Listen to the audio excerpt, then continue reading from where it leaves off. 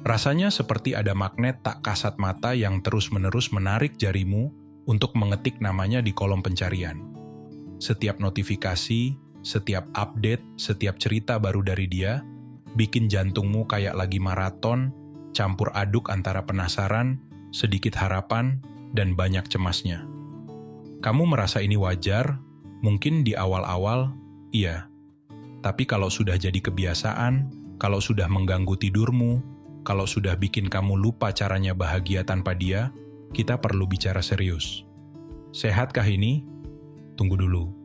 Jari jemari itu seolah punya pikiran sendiri, otomatis bergerak membuka profil media sosialnya, mengintip cerita terbarunya, menganalisis setiap foto yang diunggah, bahkan sampai ke detail siapa saja yang menyukai atau berkomentar di sana. Kamu mungkin bilang ke diri sendiri, ini cuma rasa ingin tahu biasa, cuma mau memastikan dia baik-baik saja, atau bahkan, ada sedikit harapan dia juga merasakan hal yang sama, kehilanganmu. Tapi jauh di lubuk hati, kamu tahu ada sesuatu yang lebih dalam dari sekadar rasa ingin tahu.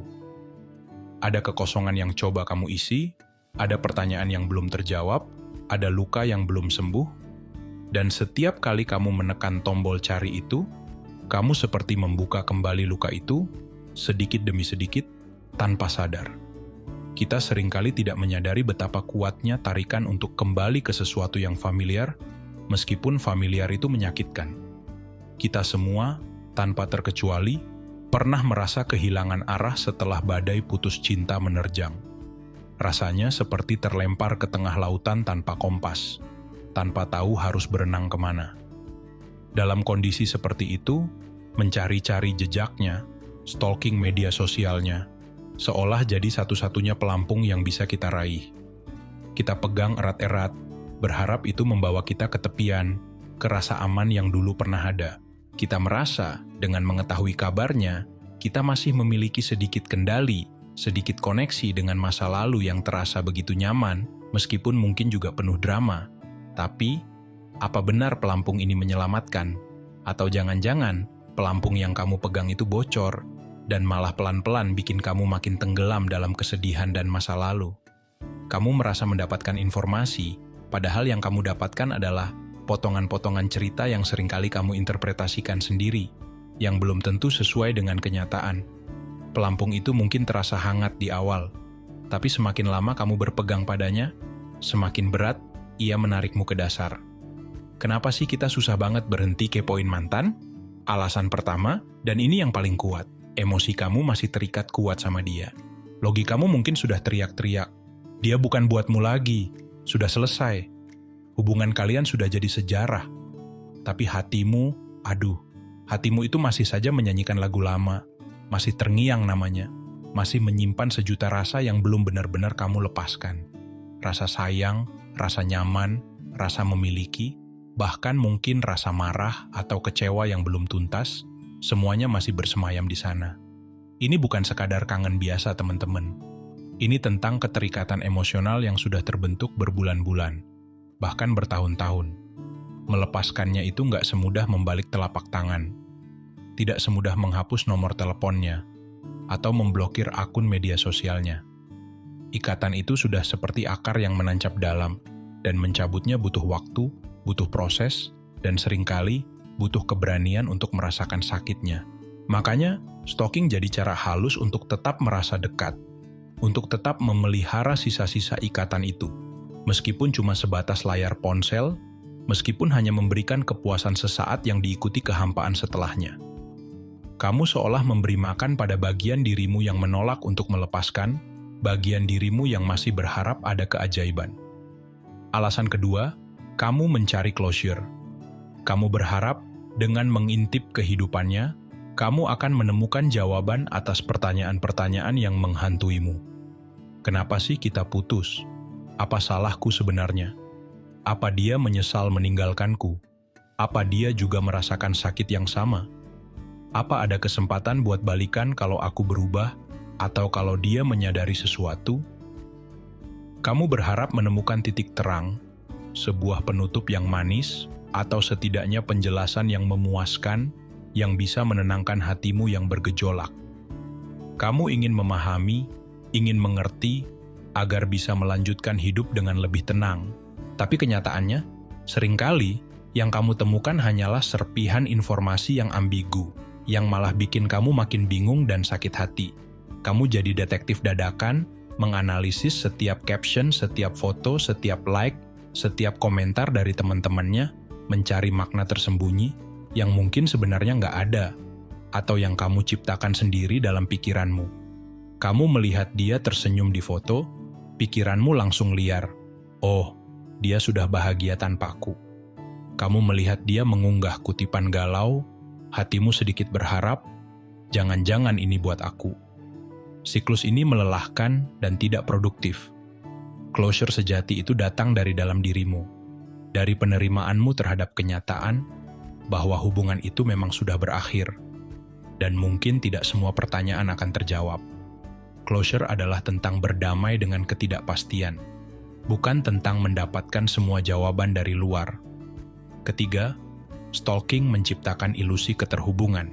Di dunia maya, melihat postingan terbarunya, tahu apa yang dia makan semalam, atau dengan siapa dia jalan-jalan, itu semua bisa bikin kamu merasa seolah-olah masih jadi bagian dari hidupnya.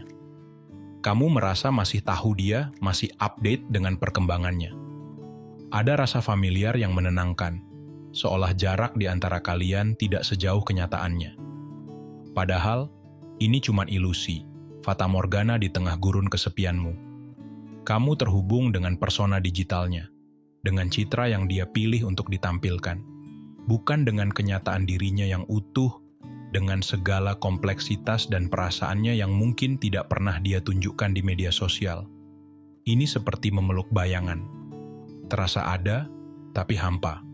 Kamu melihat apa yang dia ingin kamu lihat, atau apa yang dia ingin dunia lihat. Kamu tidak benar-benar tahu apa yang ada di balik senyumnya, atau apa yang ada di balik status bijaknya. Psikolog menyebut ini mirip dengan parasocial relationship, di mana kita merasa akrab dengan figur publik padahal interaksinya satu arah. Bedanya, ini mantanmu. Rasa akrab yang dulu nyata, kini coba kamu pertahankan lewat interaksi semu di media sosial. Ini bisa jadi pelarian sementara dari rasa sepi, cara untuk menghindari kekosongan yang ditinggalkan oleh perpisahan, tapi bukan solusi jangka panjang.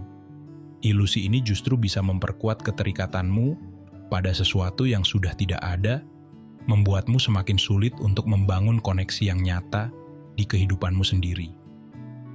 Alasan keempat, dan ini melibatkan cara kerja otak kita yang unik. Otak manusia itu pada dasarnya suka dengan pola, dengan rutinitas, dengan sesuatu yang familiar. Selama pacaran, mantanmu itu adalah bagian besar dari pola dan rutinitas harianmu. Chat selamat pagi, telepon sebelum tidur, nonton bareng di akhir pekan, diskusi tentang mimpi dan ketakutan, semua itu membentuk jalur saraf di otakmu, menciptakan peta kenyamanan dan prediksi. Otakmu terbiasa dengan kehadirannya, dengan interaksi kalian, dengan emosi yang kalian bagi. Ketika hubungan berakhir, pola itu rusak, rutinitas itu hilang. Otakmu jadi bingung, seperti ada bagian yang hilang, seperti ada program yang error. Nah, stalking jadi cara otak untuk mencoba mencari lagi pola lama itu, mencoba mengisi kekosongan itu, mencoba menemukan kembali rasa familiar yang hilang. Anehnya, meskipun stalking itu seringkali bikin sakit hati, ada secuil rasa nyaman yang muncul karena itu adalah sesuatu yang terkait dengan pola lama yang pernah memberimu rasa aman, rasa dicintai, rasa diinginkan. Ini adalah upaya otak untuk kembali ke zona nyaman. Meskipun zona nyaman itu kini sudah berubah menjadi zona yang menyakitkan. Ini seperti kamu tahu, makanan tertentu bikin alergi, katakanlah udang. Dulu kamu suka sekali makan udang, rasanya enak, bikin bahagia. Tapi sekarang, setiap makan udang, kamu gatal-gatal, bengkak, bahkan sesak napas. Logikanya, kamu harus berhenti makan udang. Tapi, karena kenangan rasa enaknya masih kuat, karena dulu itu makanan favoritmu, kamu tetap tergoda untuk mencicipinya lagi, berharap kali ini nggak akan ada reaksi negatif. Padahal, ia tetap saja gatal-gatal. Stalking mantan itu mirip seperti itu. Kamu tahu itu menyakitkan, tapi ada bagian dari dirimu, terutama otakmu yang terbiasa dengan pola lama, yang terus mendorongmu untuk melakukannya. Mari kita bahas lebih dalam tentang otak dan stalking. Pertama, dopamin si pemberi harapan palsu. Setiap kali kamu menemukan informasi baru tentang mantan, sekecil apapun itu, atau bahkan cuma membayangkan kemungkinan balikan, otakmu melepaskan dopamin. Ini hormon kesenangan, hormon motivasi, hormon yang membuatmu merasa hidup. Masalahnya, dopamin ini bikin nagih. Jadi, kamu terus stalking, mencari hit dopamin berikutnya, terjebak dalam siklus harapan yang membuncah sesaat, lalu diikuti kekecewaan yang mendalam ketika kenyataan tidak sesuai harapan. Mirip seperti orang kecanduan, mencari-cari sesuatu yang dulu pernah memberinya rasa senang, meskipun sekarang lebih banyak membawa derita. Rasa penasaran yang kamu rasakan itu sebenarnya adalah dorongan otakmu untuk mendapatkan dosis dopamin lagi.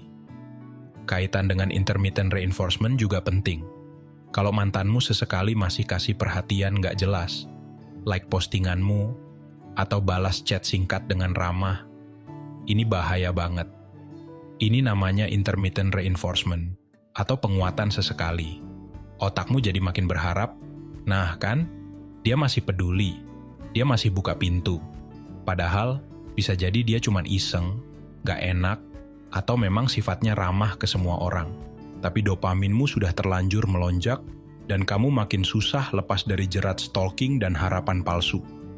Penguatan yang tidak konsisten ini justru yang paling kuat mengikat perilaku, membuatmu terus mencoba, terus berharap, karena kamu tidak pernah tahu kapan hadiah, perhatiannya, akan datang lagi. Ini adalah salah satu mekanisme psikologis paling kuat yang membuat orang terjebak dalam hubungan yang tidak sehat atau sulit move on. Kamu seperti berjudi, terus memasang taruhan emosi dengan harapan menang besar, padahal bandarnya mantanmu yang menentukan permainannya. Selanjutnya, amigdala dan memori emosional yang membekas. Otak kita punya bagian namanya amigdala. Tugasnya, salah satunya, adalah ngasih label emosi ke setiap kenangan. Kenangan yang punya muatan emosi kuat, entah itu bahagia banget saat pertama jadian, atau sakit banget pas putus, bakal disimpan rapat-rapat sama amigdala. Makanya, kenangan sama mantan itu susah banget hilangnya, karena emosi yang terlibat begitu intens. Setiap ada pemicu kecil, lagu yang dulu sering kalian dengar, tempat yang pernah kalian datangi, bau parfum yang mirip, atau bahkan sekadar melihat namanya disebut, amigdala bisa langsung aktif dan memutar ulang emosi itu, bikin kamu kangen, sedih, marah, atau cemas lagi, seolah kejadian itu baru saja terjadi. Stalking itu seperti sengaja mencari pemicu-pemicu ini, sengaja mengaktifkan amigdala, dan sengaja merasakan kembali emosi-emosi yang seharusnya sudah mulai kamu proses dan lepaskan. Lalu, putus cinta, itu sakit. Secara fisik juga, penelitian menggunakan fMRI atau pencitraan resonansi magnetik fungsional menunjukkan kalau area otak yang aktif saat kita patah hati, terutama karena penolakan sosial seperti putus cinta, itu sama dengan area yang aktif saat kita merasakan sakit fisik. Jadi, kalau kamu bilang putus cinta itu sakitnya sampai ke badan, dada sesak, perut mual, kepala pusing, itu bukan lebay. Itu nyata. Otakmu memproses penolakan emosional dengan cara yang mirip dengan cedera fisik. Stalking terus-menerus sama saja seperti kamu sengaja nyubit luka yang lagi meradang, lagi nyeri-nyerinya. Kamu tidak membiarkan dirimu sembuh, malah terus menambah perihnya. Terakhir, disonansi kognitif, perang batin yang tak kunjung usai. Kamu tahu hubungan sudah berakhir, ini kenyataan logis. Tapi hatimu masih berharap bisa balikan, masih belum terima, ini keinginan emosional. Nah, konflik antara kenyataan dan keinginan ini namanya disonansi kognitif. Rasanya nggak nyaman, gelisah, seperti ada yang mengganjal di pikiran dan perasaanmu. Stalking jadi salah satu cara otakmu untuk coba mengurangi rasa nggak nyaman ini. Misalnya, kamu berharap menemukan bukti kalau dia juga kangen, kalau dia juga menderita, supaya tindakan stalkingmu terasa benar atau sepadan. Kamu mencoba menyelaraskan perilakumu, stalking, dengan harapanmu, balikan, Meskipun itu bertentangan dengan kenyataan, sudah putus. Padahal, ini cuma memperpanjang perang batinmu, membuatmu semakin jauh dari penerimaan. Dan yang paling jelas, setiap detik yang kamu habiskan untuk stalking adalah detik di mana kamu menunda proses move on-mu sendiri. Kamu seperti lari di tempat, capek, tapi nggak kemana-mana. Energimu habis untuk melihat ke belakang, bukan untuk melangkah ke depan. Kamu terus memberi makan masa lalu, sementara masa depanmu kelaparan menunggu perhatianmu. Setiap kali kamu lihat postingannya, apalagi kalau dia kelihatan bahagia atau sudah sama orang lain, itu seperti mengorek luka yang baru mau kering. Rasa sakit, kecewa, marah, cemburu, iri, semua campur aduk lagi, menyerbu pertahanan dirimu yang mungkin baru saja mulai terbangun. Padahal, kamu sudah berusaha keras untuk merasa lebih baik, untuk menata hatimu kembali. Stalking itu seperti sengaja menyiram bensin ke api yang hampir padam, membuat lukamu terus menganga dan sulit sembuh. Kamu kembali ke titik nol, atau bahkan minus, dalam proses penyembuhanmu. Belum lagi kalau stalking ini berkembang jadi obsesi. Kamu tidak bisa berhenti memikirkannya, tidak bisa berhenti mencarinya. Kehidupanmu jadi berpusat pada dia yang sudah tidak ada lagi dalam ceritamu. Menurut psikolog, ini bisa jadi tanda adanya masalah mental yang lebih dalam, seperti kecemasan berlebih, depresi, atau bahkan tendensi obsesif-kompulsif atau gangguan kepribadian tertentu jika sudah sangat ekstrim dan mengganggu fungsi hidupmu secara signifikan.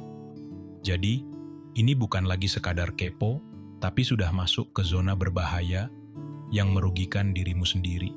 Saya punya teman, sebut saja namanya Bunga. Hubungannya yang sudah 5 tahun, yang dia kira akan sampai ke pelaminan, kandas begitu saja. Diputusin lewat chat, bayangkan. Awalnya, Bunga cuman penasaran sedikit sama kabar mantannya. Dia bilang ke saya, cuman mau lihat dia baik-baik aja atau enggak, itu aja kok. Dari penasaran sedikit, jadi kebiasaan. Tiap malam sebelum tidur, setelah semua lampu dimatikan dan suasana hening, jari Bunga otomatis buka Instagram, ketik nama mantannya di kolom pencarian. Akun mantannya tidak di private, jadi Bunga leluasa melihat semuanya. Apa yang dia dapat? Cuma rasa sesak di dada yang bikin napasnya berat, air mata yang nggak bisa ditahan tiap kali lihat mantannya posting foto liburan sama temen-temennya, ketawa lebar seolah nggak ada beban. Atau, yang paling parah, saat mantannya sudah mulai dekat sama cewek lain, posting foto berdua dengan caption manis yang dulu pernah jadi milik Bunga. Hancur. Paginya, Bunga bangun dengan mata bengkak, lingkaran hitam di bawah mata makin jelas, mood berantakan, kerjaan di kantor jadi nggak fokus. Dia jadi gampang marah, sensitif sama omongan teman. Teman-temannya mulai jaga jarak karena Bunga jadi negatif terus, auranya suram. Dia sadar ini salah. Dia tahu ini menyiksa dirinya sendiri, tapi nggak tahu cara berhentinya. Dia bilang ke saya sambil nangis, rasanya kayak ada yang kurang kalau nggak lihat update-an dia. Meskipun habis itu aku nangis semalaman, nyesek sampai pagi. Itu bukan kurang Bunga, itu candu. Candu yang kamu ciptakan sendiri, yang pelan-pelan menggerogoti kewarasan dan kebahagiaanmu. Kamu mencari sesuatu yang sudah tidak ada, dan setiap pencarian hanya meninggalkan luka baru. Ada lagi, sebut saja Rian. Dia beda kasusnya dengan Bunga. Mantannya Rian ini tipe yang tarik ulur. Seperti layangan putus yang kadang masih bisa ditarik lagi. Kadang hilang berhari-hari, nggak ada kabar sama sekali, bikin Rian cemas setengah mati. Tiba-tiba, mantannya muncul lagi, kasih komentar lucu ya fotonya.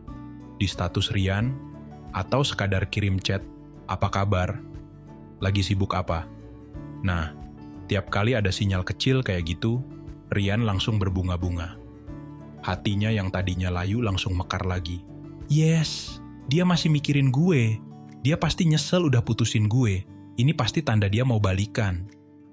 Akhirnya apa? Rian jadi makin getol stalking.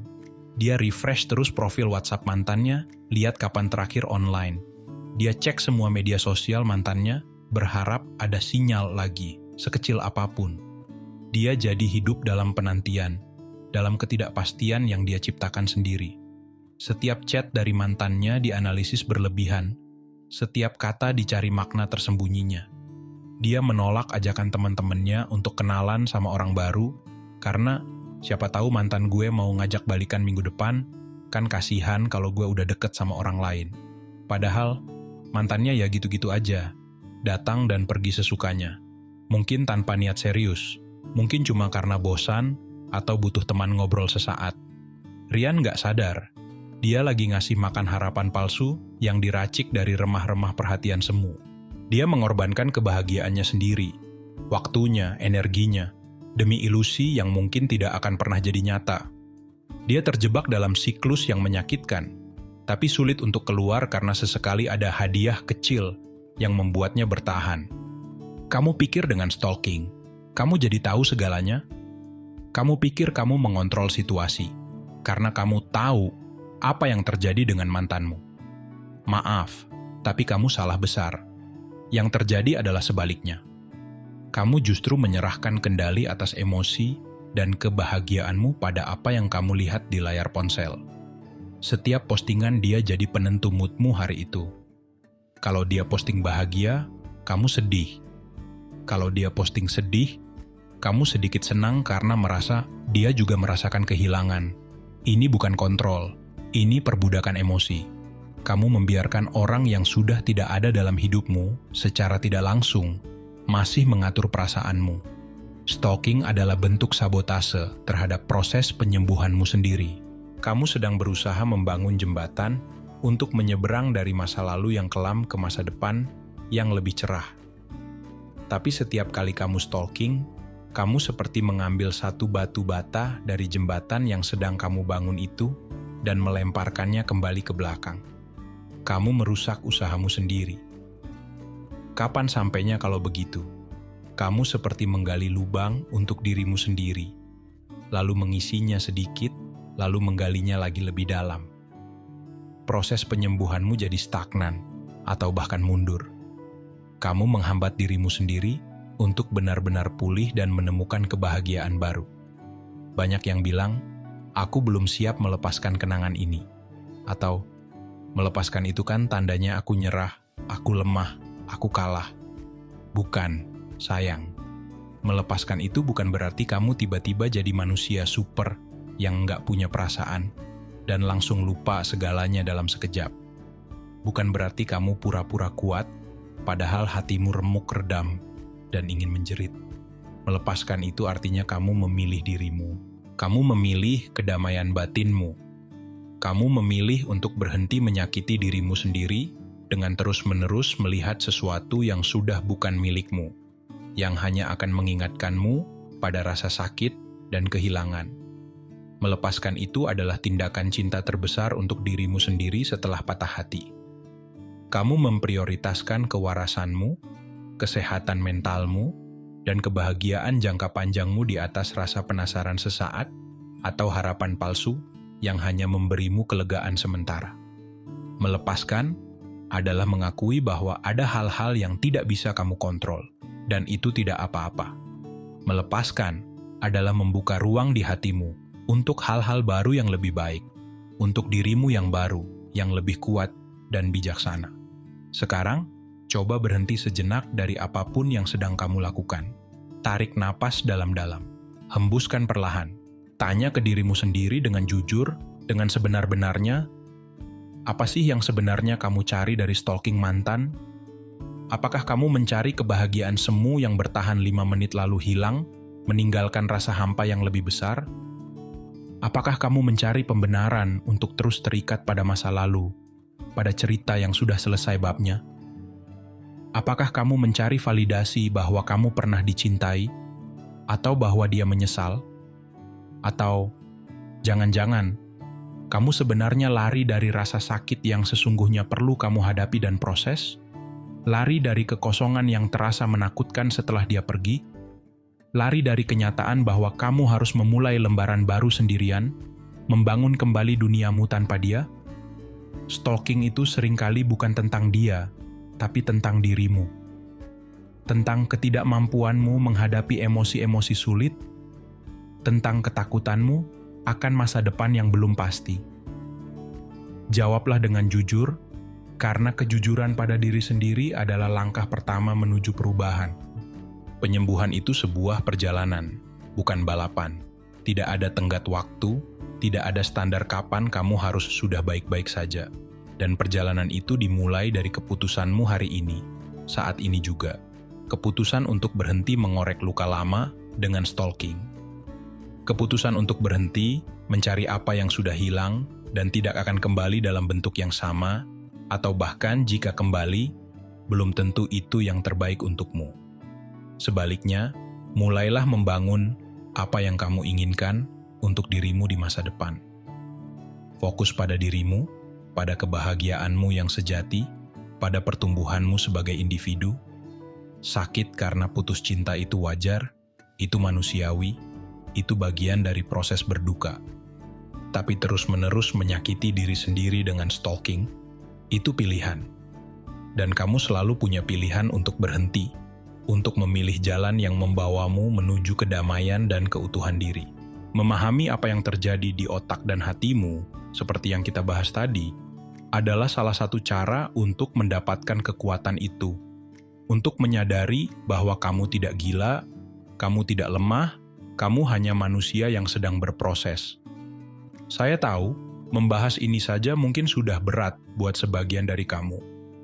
Mungkin ada yang merasa tertohok, mungkin ada yang merasa ini gua banget, tapi percayalah, kamu nggak sendirian dalam perjuangan ini.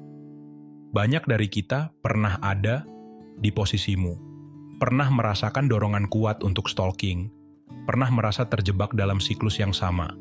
Makanya, saya mau ajak kamu untuk berbagi pengalamanmu di kolom komentar.